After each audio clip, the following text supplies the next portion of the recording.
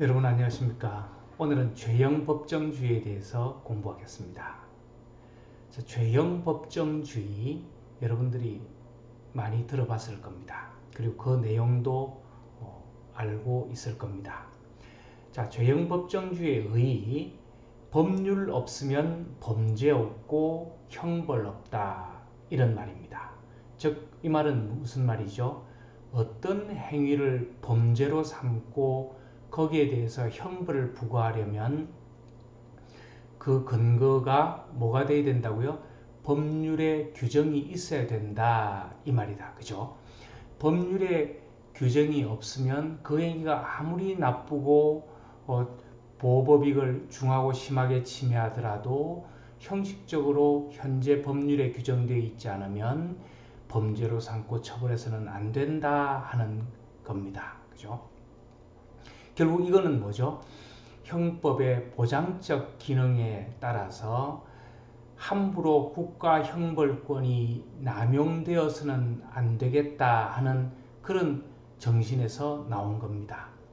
따라서 어떤 행위를 범죄로 삼고 형벌을 부과하기 위해서는 국회를 통과한 그런 법률의 차원에서 규정되어 있을 때에만 비로소 그때 범죄로 삼고 형벌을 부과할 수 있다 이런 의미입니다. 자, 그래서 이 죄형 법정주의는 근대 국가에서 유리한 제도입니다. 자, 우리 형법 이론을 잠깐 봤을 때 절대주의가 끝나고 프랑스 혁명이나 미국의 독립에 의해서 시작된 그런 국가를 우리는 근대 국가다 그랬습니다. 그 근대 국가가 취하는 기본적인 사조는 개인주의, 자유주의, 계몽주의, 인권 보장, 법치주의, 성문법주의 이런 것들이라고 했죠. 자, 이런 입장에서 그때 그 근대 국가에서 탄생한 그 원리가 죄형 법정주의 원리입니다. 따라서 죄형 법정주의는 2,300년 전에 근대 국가에서 탄생해서 지금까지도 면면하게 이어져 내려오고 있는 형법의 기본 원리다 이렇게 이해하시면 되겠습니다. 자, 이 죄형 법정주의 이 규정이 우리 현행법에는 어떻게 규정되어 있는지를 살펴봅니다. 정확하게 이야기하면 현행 헌법이나 형법에 법률 없으면 범죄 없고 형벌 없다 이런 규정을 직접적으로 두고 있지는 않습니다. 하지만 그 내용을 충분히 파악해낼 수 있는 규정들이 있다는 거죠. 헌법 12조 1항 신체의 자유입니다.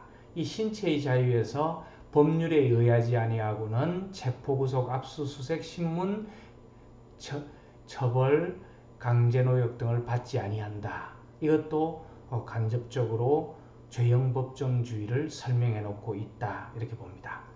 그 다음에 헌법 13조 1항 역시 신체의 자유를 연장해서 규정해 놓고 있는 조문인데요.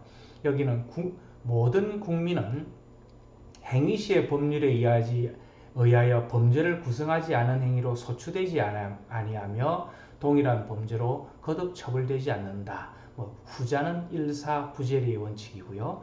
앞에 행위시의 법률, 즉 자기가 행위할 때 그 행위를 처벌하는 규정이 있을 때만 처벌된다. 즉 이 규정은 죄형 법정주의보다 더 구체적인 행위시 법률에 의해서만 처벌된다는 행위시법주의를 규정해 놓고 있는 거지만 크게 보면 죄형 법정주의 원리를 담고 있다 이렇게 말할 수 있습니다.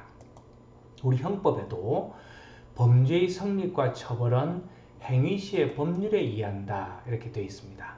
따라서 행위시의 법률이 없으면 처벌하지 못하는 거죠. 자, 이 죄형 법정주의 연역은 1215년 영국 대헌장 한참 올라가는 거죠. 근데 여기서는 왕과 귀족 사이의 어떤 내용을 규정한 것이기 때문에 일반 국민에까지 미치는 건 아니었습니다. 그 다음 1770년 버지니아 권리서는 1780년 미합중국 헌법, 근대국가죠. 이때 규정이 있다고 합니다. 자, 죄형법정주의는 지금부터 우리 공부할 그 내용이 중요한데요. 그 내용으로는 법률주의, 명확성의 원칙, 소급표 금지의 원칙, 유추해석 금지의 원칙,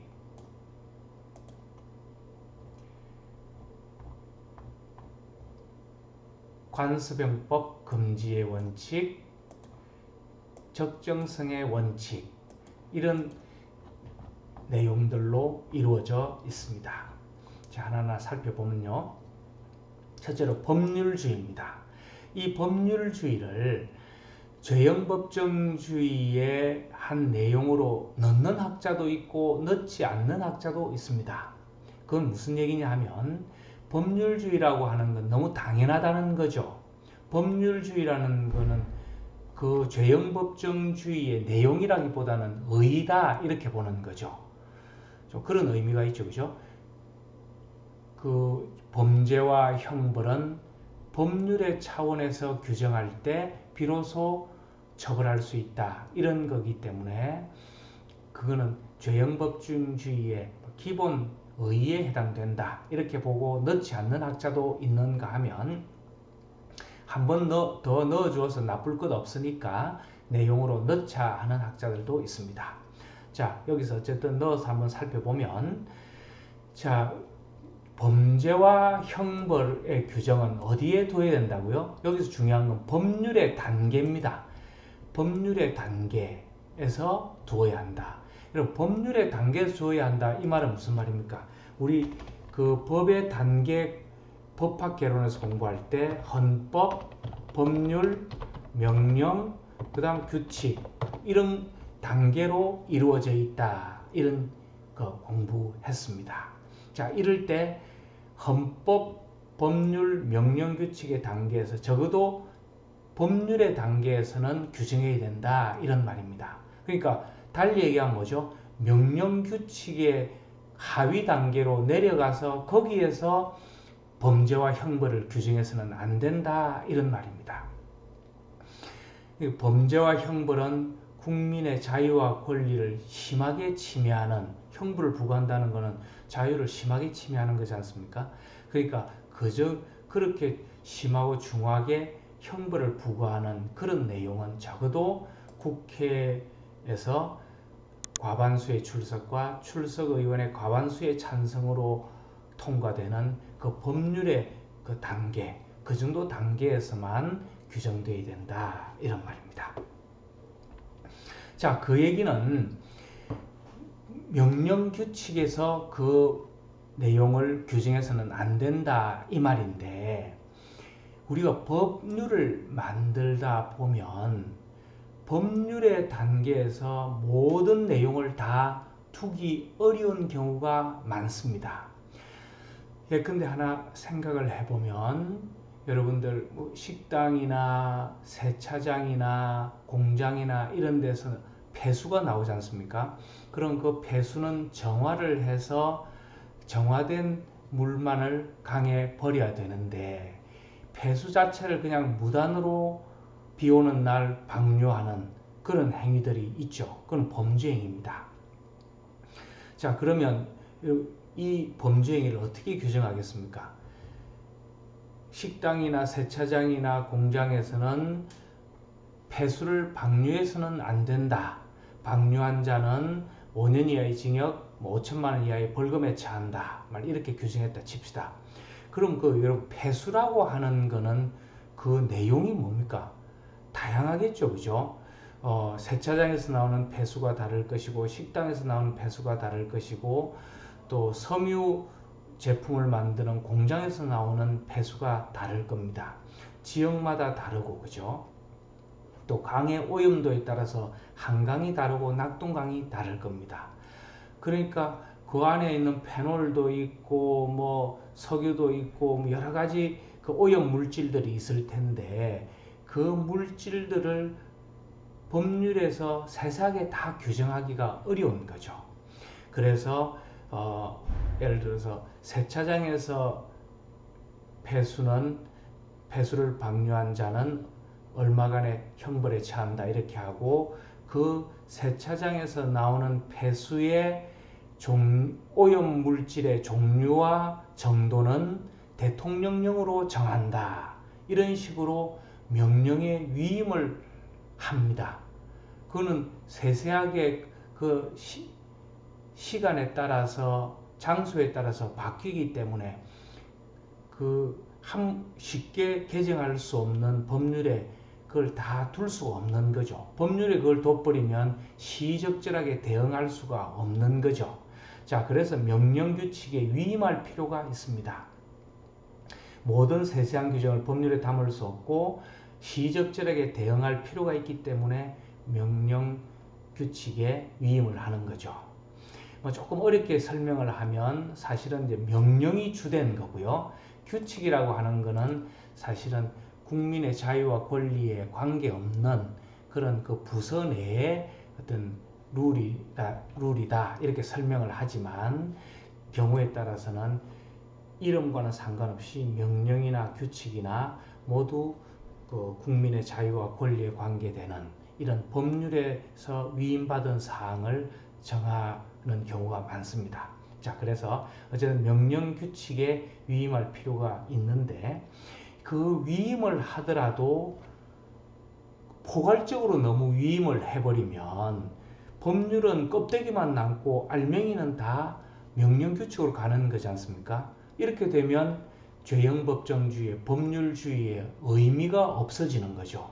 그걸 좀 더 어렵게 표현하면 형해화된다 이렇게 표현을 합니다. 껍데기만 남는다, 해골만 남는다 뭐 이런 말이죠. 그죠? 그래서 포괄입법 금지의 원칙입니다. 그래서 그 일정한 구체적인 지침이나 기준, 내용을 정해서 세세한 것만 명령규칙 네가 정해라 이렇게 위임할 수 있는 것이지 그냥 개괄적인 내용 이것만 정해놓고 그 대부분의 내용을 명령규칙에 위임하는 것은 죄형법정주의를 무너뜨릴 위험이 있어서 이거는 금지됩니다. 우리 헌법에도 나와 있는데요. 여기는 약사법, 약국에 관한 건데 약국 관리를 잘못한 자는 1년 이하의 징역에 처한다. 약국 관리의 내용은 대통령령으로 정한다. 이렇게 해버리면 안 된다는 거죠.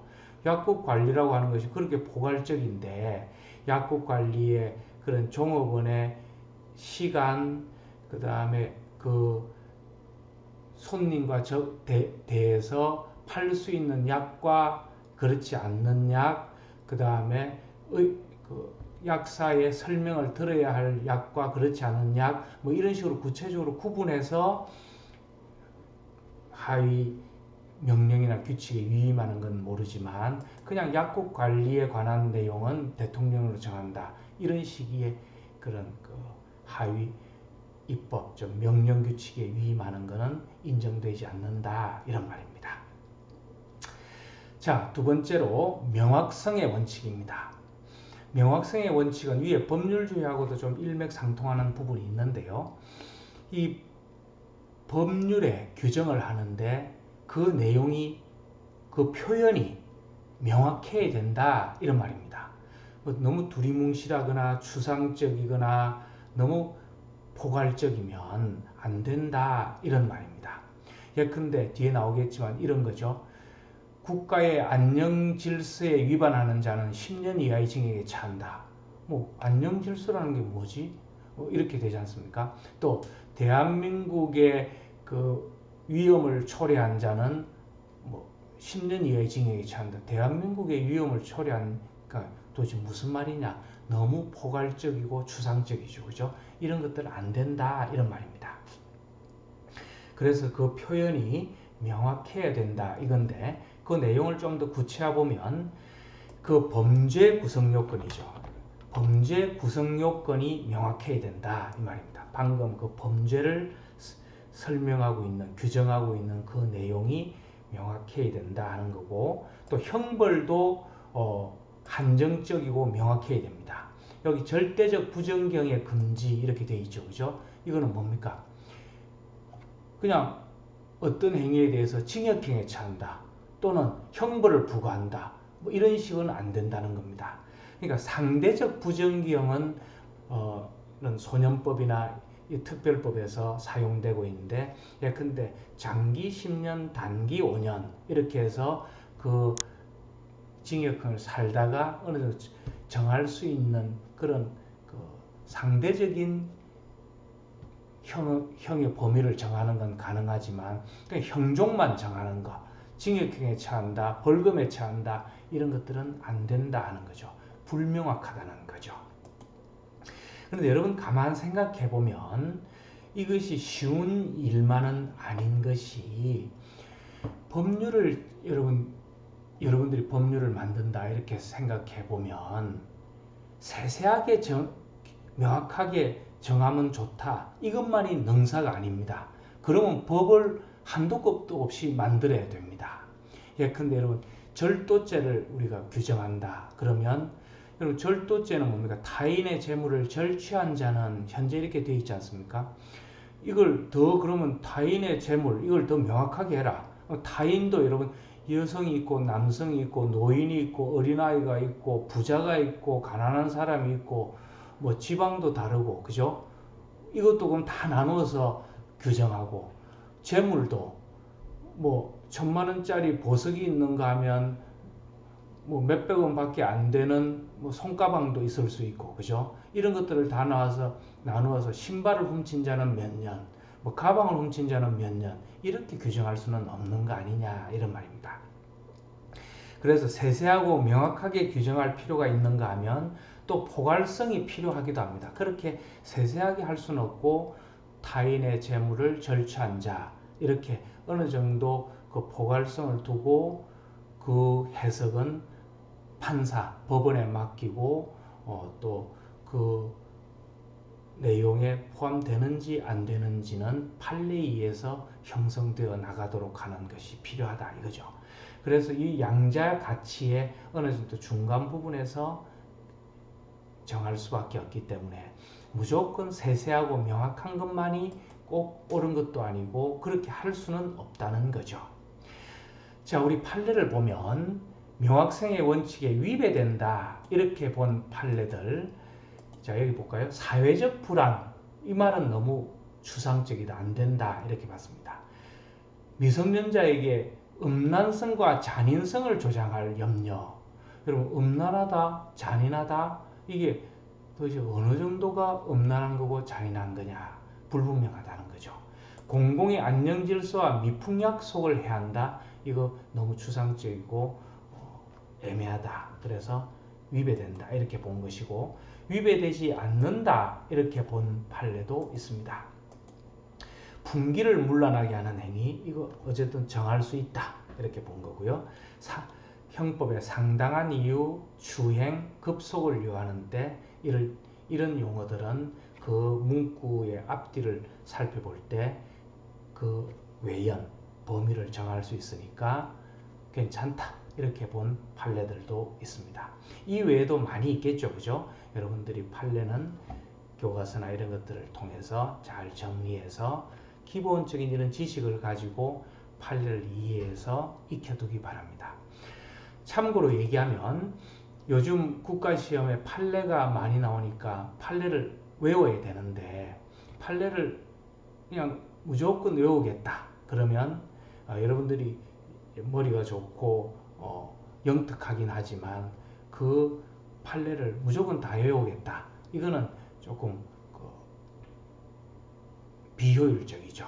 그래서 아까 얘기한 대로 이 명확성의 원칙의 기본 원리를 이해하고 이 판례를 보니까 이거는 위배되는 것, 이건 위배되지 않는 것, 이렇게 했구나 하고 근데 애매한 것이 있습니다. 예컨대 분기를 문란하게 하는 게 이거는 위배된다고 볼 수 있을 것 같고 안 된다고 볼 수 있을 것 같고 그렇잖아요, 그죠? 이런 것들은 이제 뭐 좀 외울 수밖에 없는 거죠. 그래서 판례도 이해를 하고 그 다음에 한뭐 남는 1, 20%는 외우는 그런 방법을 취하는 것이 여러분들이 좀 편하게 공부할 수 있는 방법이다, 이렇게 얘기할 수 있겠습니다. 자, 소급표 금지의 원칙으로 들어갑니다. 자, 소급표 금지의 원칙, 여러분들도 많이 들어봤을 텐데요. 즉, 소급 형벌 규정을 소급해서 적용하면 안 된다, 이런 말이죠. 소급한다는 게 여러분 뭡니까? 법률이 제정되고 발효되면 그때부터 행위를 처벌하는 거지, 그 이전 단계, 그 이전에 있었던 행위를 거꾸로 올라가서 처벌하는 것, 그거 안 된다, 이런 말이다, 그죠? 자, 소급표 금지 원칙은 달리 얘기하면 사후입법 금지의 원칙, 이 말이죠, 그죠? 지금 행위가 밉다고 뒤에 법을 만들어서 그 법으로 지금 행위를 처벌하는 것, 그거 안 된다, 이렇게도 설명할 수 있다, 이런 얘기입니다. 또 그 내용을 조금 더 들어가서 보면, 자, 새로운 범죄 유형을 창설해서 그 행위를, 그 규정을 거꾸로 소급해서 처벌하는 것 안 되죠. 예컨대 동성연애행위를 지금은 범죄가 아닌데 나중에 범죄가 됐다, 범죄로 규정하고 발효 이전에 예전에 있었던 그 동성연애행위를 처벌하는 것 안 됩니다. 자, 이렇게 새로운 범죄를 창설하는 이 각칙의 문제죠. 이 각칙이 아닌 총칙의 개정을 통해서도 처벌 범위가 확대되는 것도 금지됩니다. 예컨대 총칙에 지금 형사 미성년자는 14세 미만자 이렇게 돼 있는데, 그죠? 12세 미만 이렇게 낮추고 13세 되는 갑의 행위를 소급해서 처벌하는 것, 이거 안 되는 거죠. 자, 그래서 형벌 규정은 새로운 범죄를 만들어내거나 또 그 총칙적인 내용의 개정을 통해서 처벌 범위를 확대하는 해서 그 이전의 행위를 처벌하는 것 모두 안 된다, 이렇게 이해하면 됩니다. 그런데 이제 문제는 보완 처분은 어떠냐, 이거죠. 여러분, 보완 처분과 형벌의 구분도 물론 깊이 들어가면 쉬운 건 아니지만, 대체로 보완 처분 그러면 과거의 잘못에 대해서 응보로 어떤 불이익을 주는 것이라기보다는 미래에 향해서 그 사람의 어떤 그 병이나 이런 것들을 치료하거나 좀 더 개선하고자 하는, 그 사람을 교육하고자 하는 그런 어떤 의미의 그 제재, 그런 어떤 국가 조치를 보완 처분, 그렇게 얘기합니다. 우리 보통 얘기한 보호관찰, 수감명령, 사회봉사명령 뭐 이런 것들이 되는 거죠. 그래서 보완 처분은 그 사람을 위한 부분이 많기 때문에 이거는 뒤에 규정에서 앞에 있는 행위를 처벌하는데 사용해야 된다. 즉 앞에 행위가 그때 행위 당시에는 그 보완 처분 규정이 없었는데 재판할 당시에는 새로 법이 개정되어서 새로 생겨났다. 그러면 그 행위 당시에 없던 법이지만 보완 처분이라고 하는 새로 생겨난 그 제도는 그 행위자를 위한 거니까 소급 적용해서 부과해도 된다, 이렇게 보는 입장과 보완 처분도 결국은 불이익 아니냐, 그 사람에게 부담을 주는 거니까 해서는 안 된다, 이렇게 학설이 나뉘고 있습니다. 학설로 보면 그것도 제재고 불이익을 주는 거니까 안 된다 하는 학설이 만만치 않게 많지만 판례는 괜찮다, 이렇게 보는 게 많습니다. 보호관찰, 신상공개, 전자장치 부착, 성충동 약물치료 이런 것들은 장래 위험으로부터 행위자를 보호하는 것이기 때문에 소급 적용해도 된다, 이렇게 보는 우리 판례가 있고요. 그 대신에 또 사회봉사 명령은 소급 적용해서는 안 된다, 이렇게 보는 그런 판례도 있습니다. 그래서 대체적으로는 소급 적용해도 된다 하지만 그렇지 해서는 안 된다는 판례도 있다는 것도 둬야 됩니다. 소송법 규정, 즉 절차 규정은 소급해도 되냐, 이것도 소급해서는 안 되냐 하는 거죠. 자, 절차 규정이 여러분 뭡니까? 뭐 친고죄를 비친고죄로 한다든지, 즉 뭐죠? 고소가 있어야지만 공소 제기할 수 있는 걸 이제는 그것이 단서가 떨어져 버려서 이제는 그 피해자의 고소가 없어도 수사 막 하고 공소 제기할 수 있게 된 경우, 행위 당시에는 친고죄여서 어떤 피해자 고소만 안 하면 자기는 처벌받지 않을 수 있는데 뒤에 비친고죄로 바뀌어 버렸으니까 이제는 수사기관이 수사해서 공소 제기를 하려 한단 말이죠. 이 경우는 그 행위를 한 자 입장에서는 그 억울하다. 나는 그때 당시는 친고죄니까 친고죄로 취급해달라. 이렇게 요구할 수 있는 거 아니냐 이거죠. 또 구속 요건도 예를 든 겁니다. 완화될 수 있는 거죠. 내가 행위를 할 당시에 형사소송법 구속 요건이 까다로웠는데 형사소송법 개정되면서 그 구속 요건이 완화되어서 이제는 쉽게 구속될 수 있으면 그 행위를 한 사람 입장에서는 그 강화되었던 까다로웠던 그 구속 요건을 나한테 갖다 적용시켜야지 완화된 거 하면 소급표 금지의 원칙이 위반된다. 이렇게 주장할 수 있는데 학설이나 판례는 절차 규정은 소급해도 된다. 이렇게 보는 게 현재 통설 판례입니다. 그래서 세세한 절차 규정이기 때문에 그것들은 꼭 거기에 소급표 금지의 원칙에 입각을 해서 엄격한 요건을 적용받는 것이 아니고 그거는 소급해도 된다. 이렇게 보는 게 통설 판례다 하는 거고요. 우리 판례도 이런 그 공소시효 연장에 대해서 소급표 금지 원칙에 저촉되지 않는다 본 그런 판례가 있습니다. 자, 판례 변경이라고 하는 것은 사실 불문법 국가에서 주로 문제되는데 일부 학자들은 판례도 이렇게 해석해 오다가 갑자기 변경을 해서 그 변경된 판례를 가지고 이전의 행위를 처벌하는 것은 안 된다 하는 그런 주장을 하는 사람도 있습니다.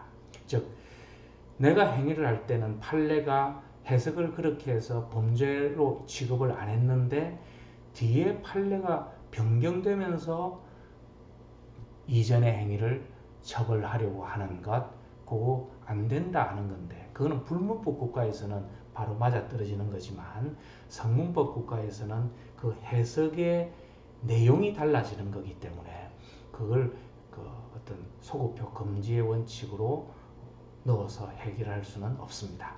그래서 그거는 법률의 그 내용이 지금까지 이렇게 해석해 왔는데 그거는 너무 불합리했고 이렇게 해석하는 것이 맞다 이렇게 판례를 변경하는 것이기 때문에 이거는 소급표 금지의 원칙에 해당되지 않는다 이렇게 얘기할 수 있겠습니다. 수고하셨습니다.